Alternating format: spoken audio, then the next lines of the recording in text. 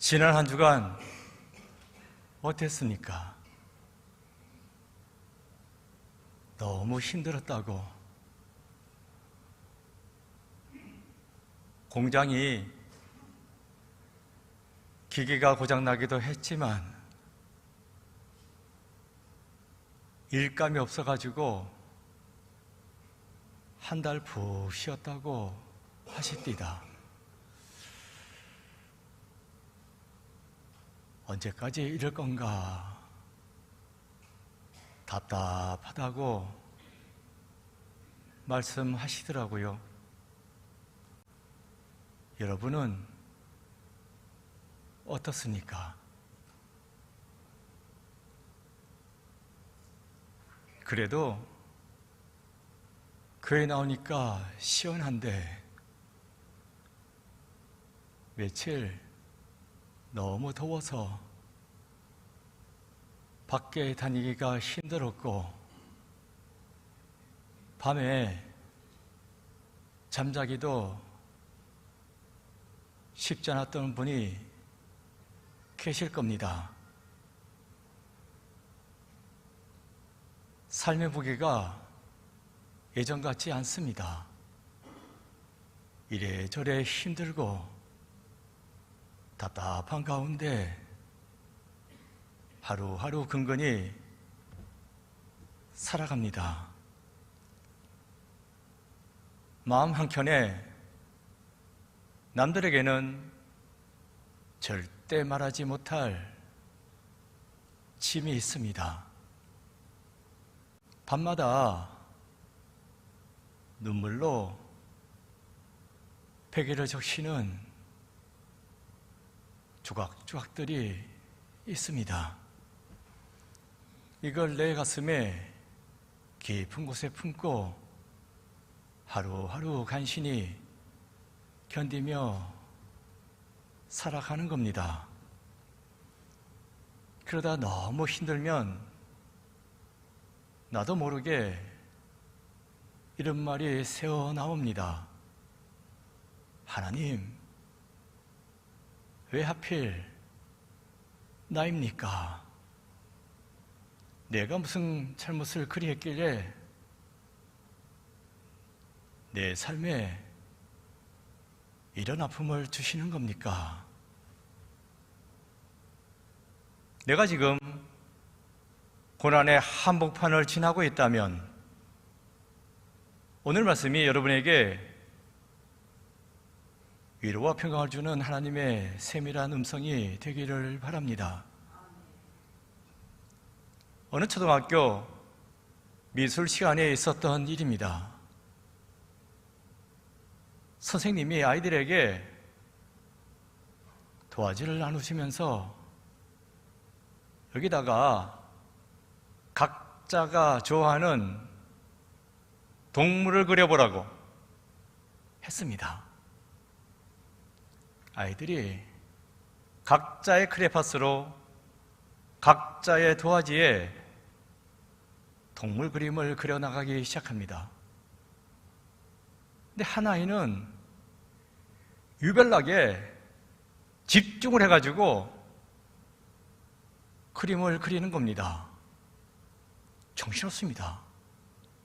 옆에 돌아보는 바도 없고 열심히 그림을 그리는데 도대체 뭘 그리길래 저러나 하고 아이에게 가까이 다가가서 아이가 그리는 그림을 봤습니다. 그런데 도화지 전체가 새까맣습니다. 아무것도 없어. 뭘 그리는 거지? 물어봐도 아이는 대답을 안 합니다. 그런데 한 장만 그리고 끝나는 게 아니에요. 2장, 3장 계속해서 그 도화지를 새까맣게 채워나가는 겁니다. 아이고야, 큰일 났다.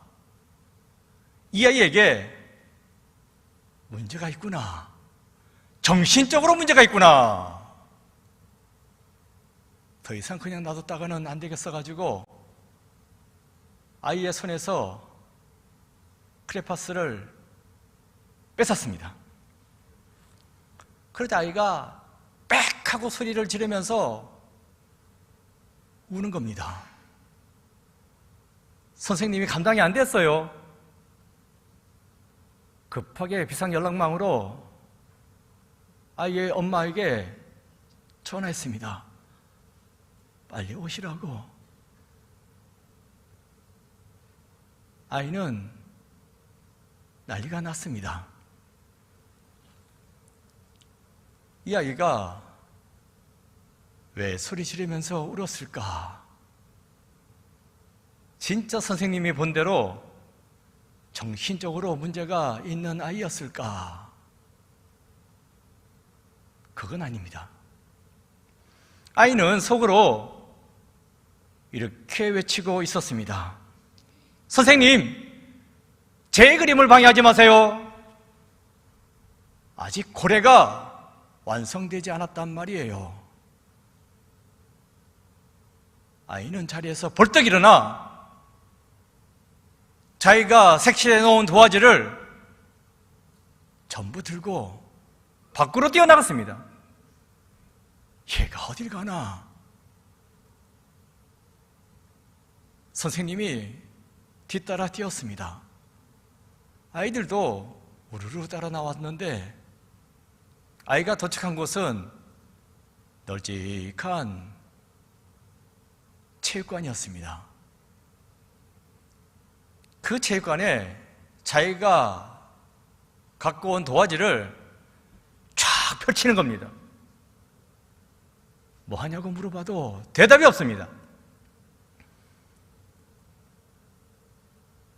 아이가 또 소리 지를까봐 잠시 지켜봤습니다. 근데 아이는 척척척 하고 그 도화지를 퍼즐 맞추듯이 하나하나 맞춰가는 겁니다. 거의 다 맞추었습니다. 체육관 바닥에 그림이 떡하니 드러났습니다. 무슨 그림입니까? 고래입니다. 커다란 고래. 도화지 한 장에는 절대로 담을 수 없는 엄청난 크기의 고래가 도화지를 하나하나 퍼즐 조각 맞추듯이 맞춰가다 보니 드러난 것입니다. 선생님이 보았던 그 새카만 도화지 한 장은 그 커다란 고래의 든든한 굳건한 등짝이었습니다. 그 한 장만 볼 때에는 그냥 목칠이지, 쓸데없는 휴지 조각이지. 하지만 전체 그림을 이어붙이니까 위대한 한 편의 작품이 드러났습니다. 스몰 픽처가 아니라 빅 픽처입니다. 한 장 한 장 볼 때에는 새카매 아무것도 보이지 않아. 하지만 그 조각들을 다 이어 맞추니까 큰 그림, 빅픽처가 나타났다는 것입니다. 이걸 성경에서는 뭐라고 말하는지 아십니까? 경륜입니다.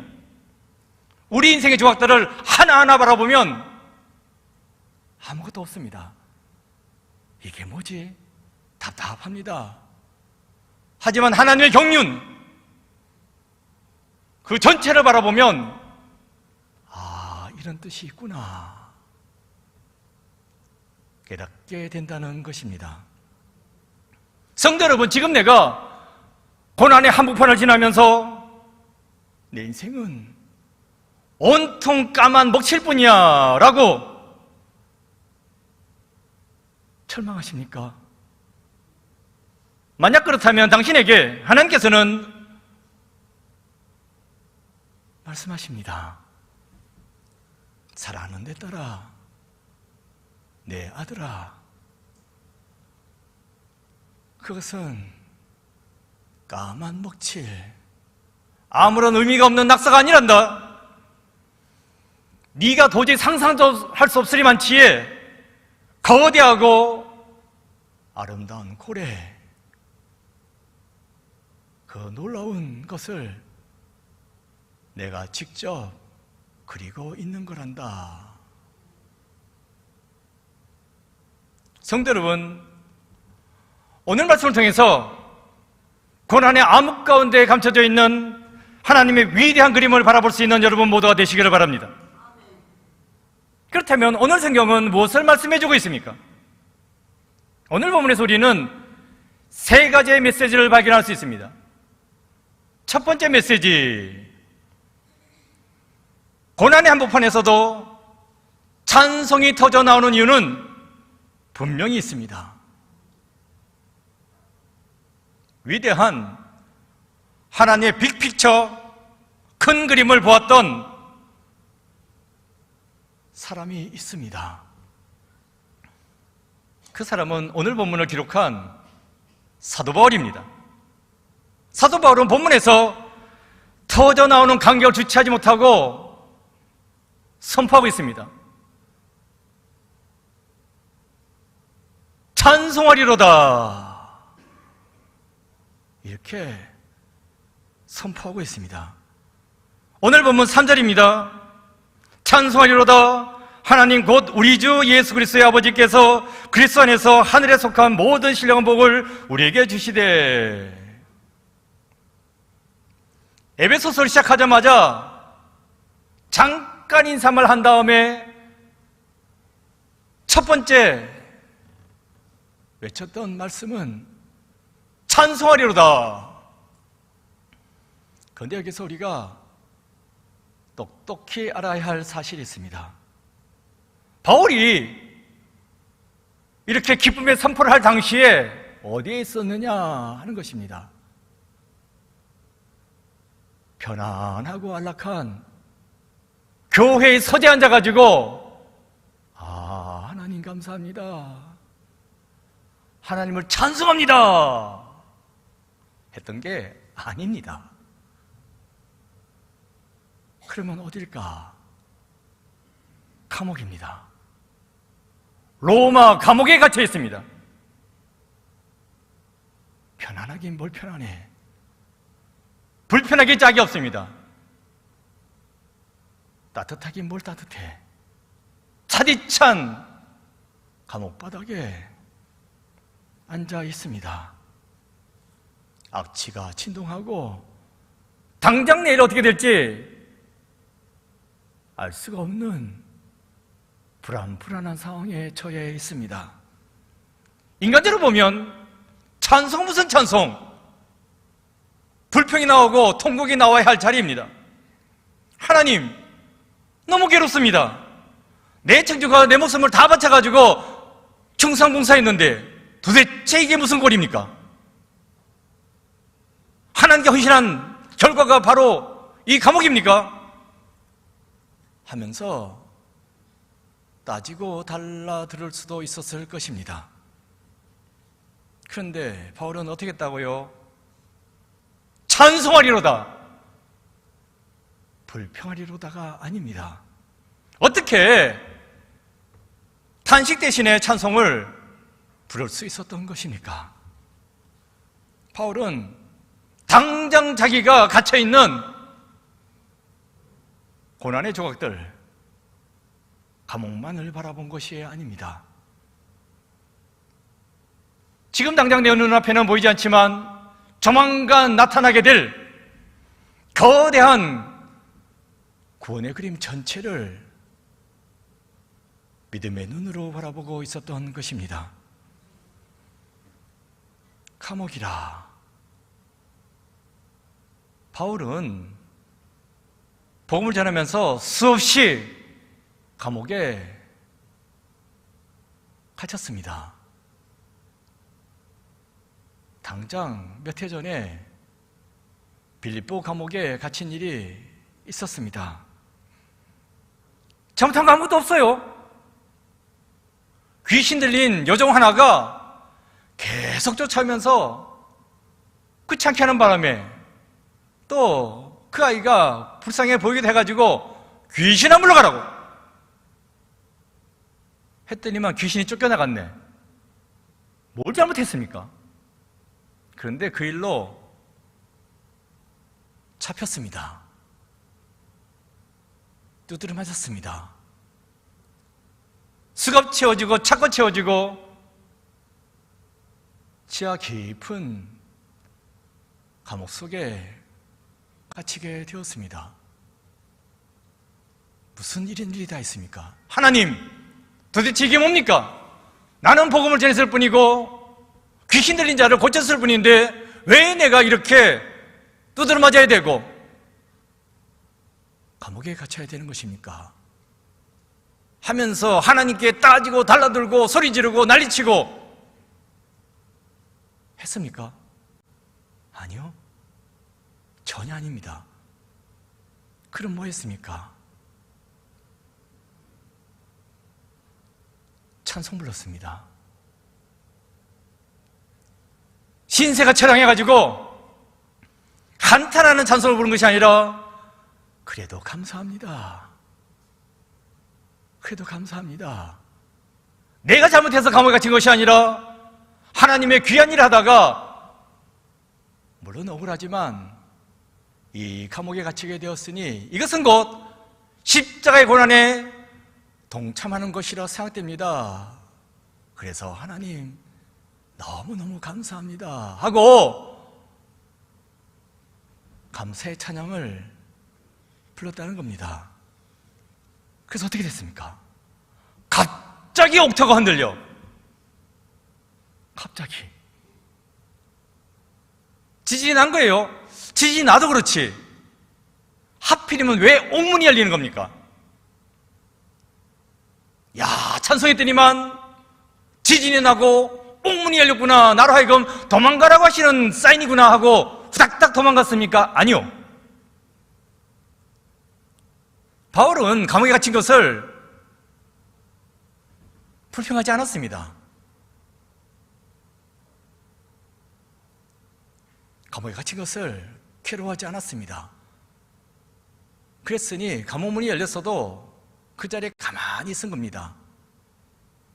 그때 바울이 예의주시면서 본 사람이 있습니다. 간수입니다.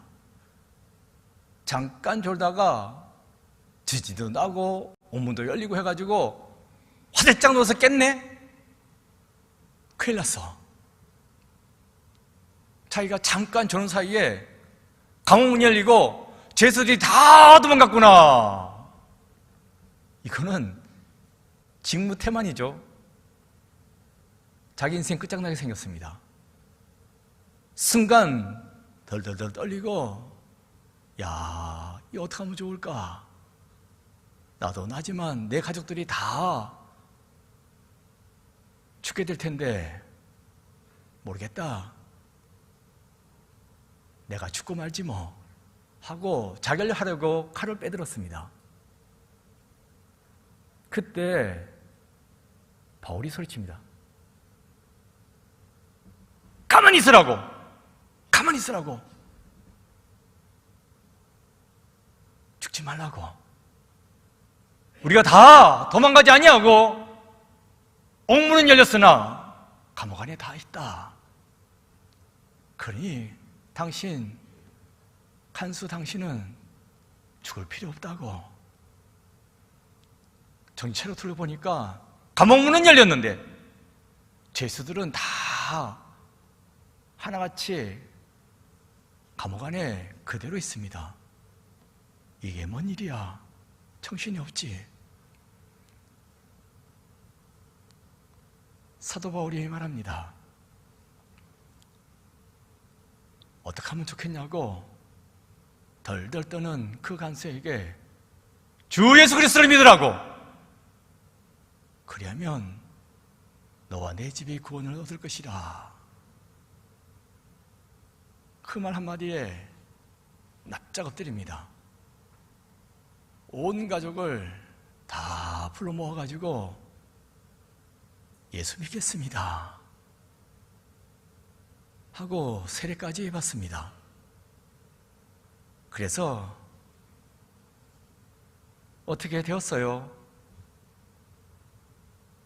그 일로 빌립보 교회가 세워진 것입니다. 바울에게 있어서 기적은 옥문이 열린 게 아닙니다. 진짜 기적은 죽을 사람이 살아났다는 것이요, 멸망받을 가족이 구원받았다는 것입니다.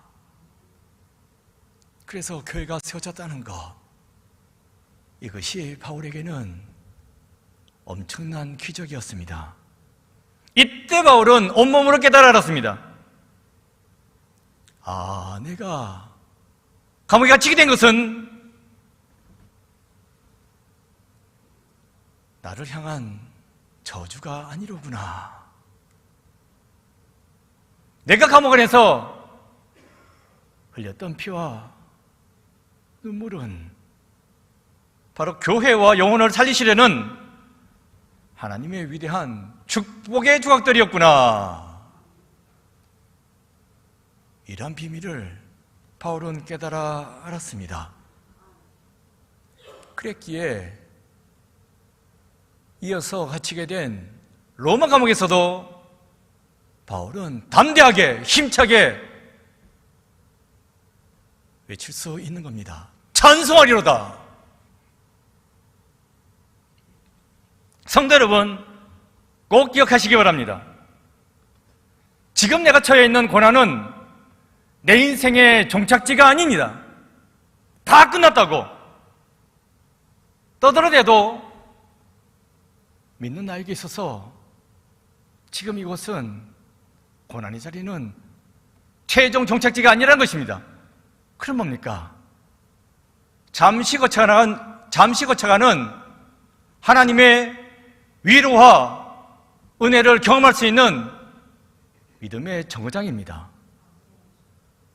잠시 멈췄다가 또다시 출발하는 겁니다. 우리의 종착지는 아버지의 품입니다. 축복의 자리가 우리의 종착지이지 고난의 자리가 우리의 종착지 될 수는 없습니다. 두 번째 메시지입니다. 지금은 가려져 있으나 모든 것을 통일하실 계획은 분명히 있습니다. 고난의 한복판에서 한 걸음 내딛고 있을 때에는 하나님의 뜻이 전혀 보이지 않습니다. 왜 건강하던 내 몸에 덜컥 암이라는 중병이 떨어지게 되었는지, 왜 평생 이룬 내 사업이 하루아침에 무너지게 되었는지, 왜 내 가장 소중한 자녀에게 이런 아픔과 어려움이 찾아오게 되었는지 도무지 알 수가 없습니다. 사방이 꽉 막힌 철저히 감추어진 비밀과도 같습니다. 오늘 본문 9절도 이것을 그 뜻의 비밀이라고 말씀해 주고 있습니다. 도대체 모르겠습니다. 비밀입니다. 그러나 성도 여러분, 그렇다 할지라도 낙심하지 마시고 이때에 우리가 꼭 붙잡아야 할 소망이 있습니다. 그 소망의 말씀이 바로 오늘 본문 10절입니다. 함께 읽어보겠습니다. 시작. 하늘에 있는 것이나 땅에 있는 것이 다 그리스도 안에서 통일되게 하려 하심이라.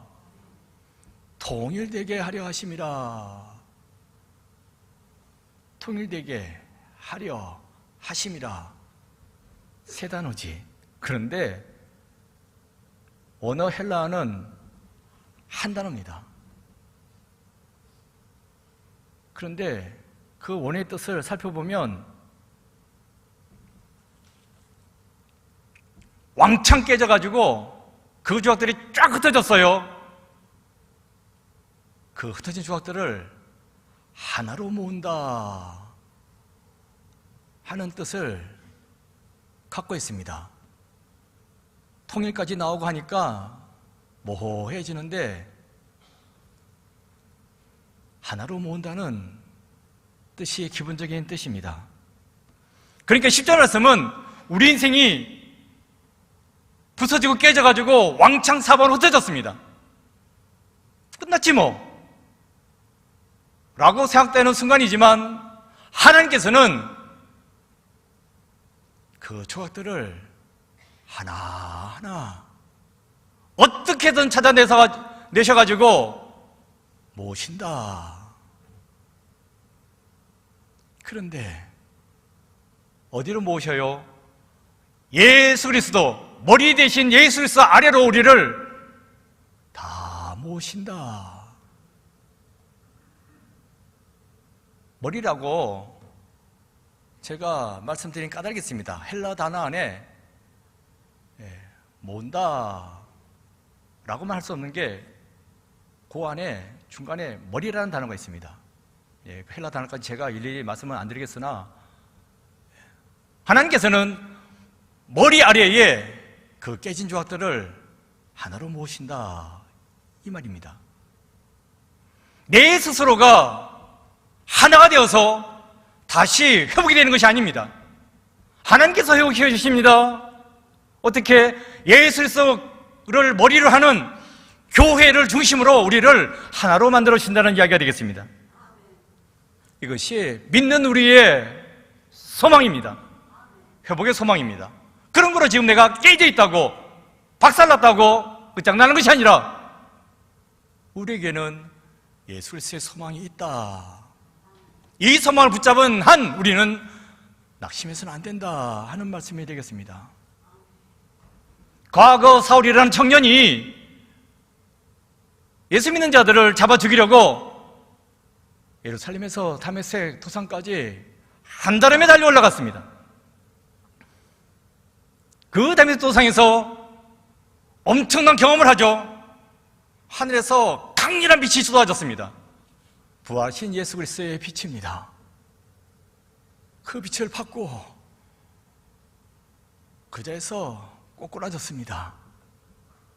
너무 강렬한 빛을 받아가지고 앞을 볼 수 없게 되었습니다. 순식간에 그의 인생이 새카만 도화지처럼 된 것입니다. 끝났지 뭐. 이제 끝났구나. 다 끝났구나. 절망의 한복판에 주저앉게 되었어요. 그때 주님께서는 그의 깨진 인생을, 그 조각들을 하나하나 모으십니다. 그래서 뭘 만들어주셨습니까? 이제부터 너는 이방인의 선교사다. 이렇게 세워주셨습니다. 성도 여러분, 사울이 눈이 멀어서 앞이 깜깜해졌던 것처럼 지금 내 건강에 적신이 약해졌습니까? 내 사업이 무너지고 내 가정이 흔들리고 사방이 꽉꽉 막혀 도무지 앞이 전혀 보이지 않으십니까? 고난의 한복판에서 힘들어하고 눈물 흘리고 있는 나에게 사단이 슬며시 찾아와서 내 귀에다 속삭일 것입니다. 네 인생 다 끝났어. 이제 넌 별 볼 일 없어. 하나님이 널 버리신 거야. 그러나 성도 여러분, 절대로 사단의 이 속삭임에 흔들리지 마십시오. 하나님께서는 결단코 여러분을 버리지 않으십니다. 깨지고 박살나서 조각조각 난 인생이라 할지라도 하나님께서는 손수 찾아다니시면서 그 조각들을 다 챙기십니다. 그리고 예수 그리스도 안에서 하늘로 이어붙이시고 원래의 모습대로 창조하셨을 때의 그 모습으로 회복시켜 주십니다. 이를 위해서 우리 하나님 일하고 계십니다. 이 사실을 믿으셔야 합니다. 세 번째 메시지입니다. 처절한 비극에서도 내 영혼 평안해 라고 분명히 고백할 수 있습니다. 어떻게 해요? 그 사례를 말씀드리겠습니다. 찬송가 413장 아십니까? 내 평생에 가는 길 순탄하여, 우리가 즐겨 부르는 찬송입니다. 설교 마치고 이 찬송을 함께 부르실 텐데, 이 찬송을 작사한 분은 호레이쇼 스포드 교수님이십니다. 믿음 좋은 사람이고 법학자입니다. 학교에서 많은 후학들을 양성해 냈습니다. 성공적인 인물이죠. 그런데 어느 날 그의 인생의 도화지에 이해할 수 없는 새카만 먹칠이 시작되었습니다. 그 첫 번째 먹칠이 시카고 대화재입니다. 시카고시에 엄청난 화재가 몰아닥쳤어요. 그런데 그 가운데 그의 집도 싹 다 타버렸습니다. 전 재산을 화마로 날린 것입니다. 그런데 그 당시에 그는 학교에 있어가지고 그 장면을 보지 못했습니다. 문제는 가족들입니다. 집이 새카맣게 타들어가는 것을 그의 아내와 네 딸들이 똑똑히 보았습니다. 다행히 그 화마에 해를 입지는 않았습니다. 하지만 엄청난 충격을 받았죠. 그래서 프랑스 파리에 있는 지인의 집에 좀 멀지만 멀리 가는 게 좋겠다 해서 배를 태워서 먼저 떠나 보냈습니다. 여보, 먼저 가 계시구려. 나는 좀 정리하고 뒤따라 가겠다고. 그런데 두 번째 새카만 먹칠이 칠해지는 겁니다. 대참사가 일어났어요. 처음에는 불이었는데 두 번째는 물입니다. 배를 타고 갔다고 했잖아요. 그 배가 대서양 한가운데서 뭔가에 충돌했습니다. 쫙 다 가라앉았습니다. 대참사지. 이 소식을 전해 들었습니다. 그런데 감사하게도 전보가 하나 날라들었습니다. 그런데 전보의 글자는 딱 두 글자, Saved alone. 나 혼자만 살아남았음. 이게 뭔 말이야? 내 딸들은 다 죽었고 아내 한 명만 간신히 삼아 살아남았다는 겁니다. 그래서 부랴부랴 파리로 출발했습니다. 그런 가운데 배를 타고 지나가게 되었어요. 어디에 빠져 죽었는지 어쨌든 그 현장을 볼 겸해서 배를 탔던 것입니다. 막상 그 지역에 이르자 정신없습니다. 선장이 교수님, 바로 여기입니다. 교수님 네 딸들이 바다에 빠져 죽은 곳입니다. 막상 그 말 들으니까 와르르 가슴이 무너져 내렸습니다. 밤새도록 울고 또 울었습니다. 하나님, 왜 하필 나입니까? 내가 주님을 위해서 얼마나 열심히 살았습니까? 그런데 왜 나에게 이런 시련을 주시는 겁니까? 아직도 어리디 어린 그 4명의 딸들을 어떻게 한꺼번에 다 데려가실 수 있는 것입니까? 절규했습니다. 천지사방이 새까맣이 그 흑암이 그의 영혼을 통째로 집어삼킬 듯 했습니다. 근데 그 순간 눈앞이 환하게 밝아지는 겁니다. 영의 눈이 열렸습니다. 하늘 보좌가 보여요.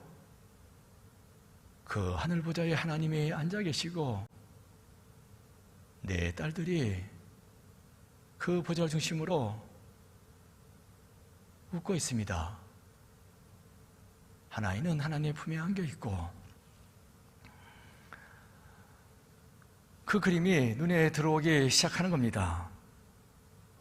그래서 그 순간 그는 고백합니다. 아, 내 딸들이 이 차가운 바다에 빠져서 죽은 게 아니라 이미 따뜻한 하나님의 품에 안겨 있구나.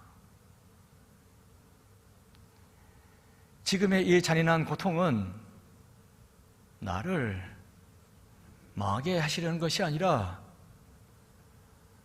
나의 깨어진 가슴을 통로로 삼아서 많은 세상의 영혼들을 위로하게 하시는 것이로구나. 이런 깨달음이었습니다. 그러면서 그 자리에서 글자를 하나하나 적어 내려갑니다. 내 평생에 가는 길 순탄하여 늘 잔잔한 강 같든지 큰 풍파로 무섭고 어렵든지 내 영혼 편하다. 내 영혼 평안해. 내 영혼 평안해. 이렇게 한자 한자 적어 내려갔습니다. 하나님의 큰 그림, 빅픽처를 보는 순간 불평과 탄식과 절망은 사라지고 감사의 찬송이 흘러나왔다는 것입니다. 성도 여러분, 인간의 눈으로 보자면 당장 미쳐버릴 것만 같은 절망의 조각들입니다. 하지만 그 절망스러운 상황 가운데서도 그는 끝까지 하나님의 신실하심을 붙잡았습니다. 하나님은 죽이시는 분이 아니라 살리시는 분이다 하는 사실을 믿었어요. 이 어두운 비극의 조각들을 내팽개치는 것이 아니라 결국 하나님은 다 하나하나 모아서 큰 그림을 만들 것이라는 확신이 있었습니다. 그렇게 그는 하나님의 큰 그림, 빅픽처를 볼 수 있었습니다. 나는 어떻습니까? 인생에 너무 힘든 터널, 고난의 터널을 나 혼자 지나가고 있다고 생각하십니까? 그 고난 가운데 원망을 쏟아내고 절망하고 주저앉아 계십니까? 우리 인생은 연약함으로 그럴 수밖에 없습니다. 하지만 오늘 우리는 결단해야 합니다. 내 눈앞에 있는 깜깜한 도화지 같은 그 인생의 조각을 바라보고 절망할 것이 아니라 이 조각들이 모여지게 되면 웅장하고 거대한 아름다운 고래가 나타난다는 소망을 가지고 다시 일어서셔야 합니다. 하나님은 지금 이 순간에도 온 마음을 다해서 온 정성을 다해서 여러분을 사랑하십니다. 그 사랑이 바로 십자가에서 드러났습니다. 내 사랑하는 아들, 이렇게 십자가에 달기까지 나는 너를 사랑한단다 말씀해 주고 계십니다. 이렇게 당신의 사랑스러운 아들을 십자가에 달기까지 우리를 사랑해 주신 하나님께서는 결단코 우리를 절망 가운데 방치해 두지 않으십니다. 우리를 멸망에 이르도록 내버려 두시는 것이 아니라 가장 영광스러운 구원의 자리로 인도하여 줄 줄로 믿습니다. 이것이 하나님이 나를 향한 구원의 큰 그림인 것입니다. 성도 여러분, 예수의 생명값으로 사신 당신의 인생은 결단코 멸망당할 수 없습니다. 지난 주간 살아오시면서 감당할 수 없는 삶의 무게 때문에 내 인생은 왜 이리 깜깜할까 낙심하셨습니까? 질병의 통증 때문에 메말라버린 물질 때문에 깨어진 인간관계의 배신 때문에 밤마다 베개를 적시며 눈물을 흘리셨습니까? 그러나 여러분 분명히 기억하시기 바랍니다. 당신은 지금 망해가고 있는 중이 아닙니다. 하나님의 거대한 예술 작품 속에서 훗날 위대한 울림을 주기 위해서 지금 잠깐 어두운 배경을 그 조각들을 지나고 있을 뿐입니다. 마침내 하나님의 때가 되면 이 모든 눈물과 아픔의 조각들이 하나로 이어져서 붙여지게 되면 여러분의 인생에서 가장 위대한 하나님의 걸작품이 탄생하게 될 줄로 믿습니다. 그런 거는 여러분 지금 고난의 한복판에 주저앉아 있는 것이 아니라 다시금 힘을 내어 일어나시기 바랍니다. 우리 인생은 신실하신 하나님의 손 안에서 반드시 가장 찬란하게 영광스럽게 해피엔딩으로 끝나게 될 줄로 믿습니다. 이 위대한 하나님의 빅픽처 큰 그림을 실험으로써 사방 우겨싸움을 당하는 큰 고난 가운데서 끝까지 승리해내시는 여러분 모두가 되시기 바랍니다. 그래서 하나님께 영광 돌리고 그 영광의 자리에 여러분도 들어가게 되는 놀라운 은혜를 체험하는 여러분 모두가 되시기를 간절히 축원드립니다. 기도하겠습니다. 하나님, 고난 가운데 있는 저희들 나 몰라라 하지 않으시고 붙잡아 주시고 소모해 주시며 영광의 자리로 인도하신다 약속해 주시니 감사합니다. 절망의 터널을 빠져나와서 영광의 나라에 이르기까지 열심을 다해서 믿음의 삶을 경주하는 우리 주의 백성들 모두가 되게 주여 돌보아 주옵소서. 예수 그리스도의 이름으로 기도드립니다.